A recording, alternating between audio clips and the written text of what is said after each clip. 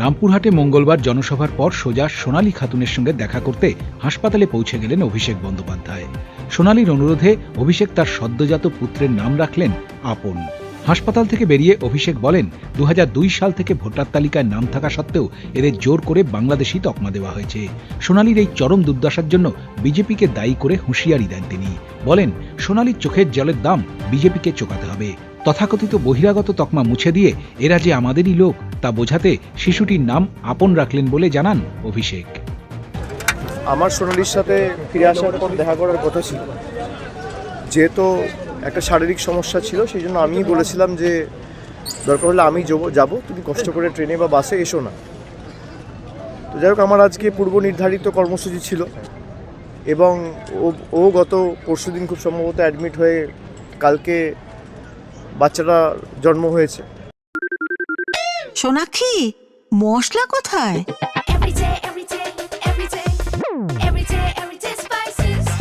Everyday মশলা, দেশের স্বাদ। এবং যে সমস্ত কথা আমি সোনালীর মুখে শুনলাম, যেভাবে ওদেরকে হ্যারাস করা হয়েছে, প্রথমত দিল্লি পুলিশের তো আপনারা শুনেছেন, তারপর জোর জবরদস্তি বিএসএফকে দিয়ে বাংলাদেশে পুশব্যাক করানো, এবং একটা অন্তঃসত্ত্বা মহিলা তাকে লাঠি দিয়ে বেধড়ক মারা, তাকে যেভাবে টর্চার করেছে, ফিজিক্যালি হেকেল করেছে মানুষে। আর ফিজিক্যালি তো শুধু নয়, এটা শারীরিক অত্যাচার নয়, এটা মানসিক অত্যাচার। রাতের পর রাত বনে জঙ্গলে কাটাতে হয়েছে, এই অবস্থায় নদী পেরিয়েছে, জঙ্গলে থেকেছে, সবই আমাকে খুলে বলল।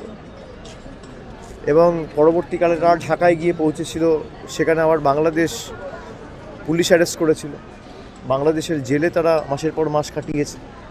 তারপর দেশের হাইকোর্ট, সুপ্রিম কোর্টের আদেশে, যদিও কেন্দ্র সরকারের তরফ থেকে কোনোরকম কোনো তৎপরতা দেখায়নি, চাপে পড়ে তাকে আনতে বাধ্য হয়েছে। তার স্বামী এখনও বাংলাদেশে রয়েছে, দানিশ শেখ।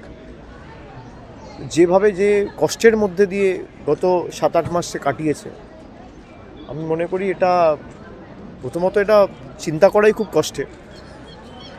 এবং বাচ্চাটা বিশেষ করে যে সমস্ত ঘটনার সাক্ষী বা যে সমস্ত ঘটনা জন্ম হওয়ার সাথে সাথে যখন থেকে সোনালী অন্তঃসত্ত্বা হয়েছে, একটা বাচ্চার উপর যা টর্চার, আমি মনে করি এটা মানুষের কষ্ট বা মানুষের চোখের জলের একটা মূল্য বিজেপিকে এবং কেন্দ্র সরকারকে চোকাতে হবে। খালি একটাই দোষ, বাংলায় কথা বলে, বাংলায় লেখাপড়া করেছে, বাংলায় থেকেছে, বাঙালি, এই তো, আর তো কিছু নয়। তার বাবা মায়ের ভোটার লিস্টে যখন নাম রয়েছে 2002 সালের, আপনি কিভাবে বাংলাদেশি বলে জোর জবরদস্তি বাংলাদেশে পুশব্যাক করে পাঠান? রামপুরহাট থেকে আশিস মণ্ডলের রিপোর্ট, উত্তরবঙ্গ সংবাদ।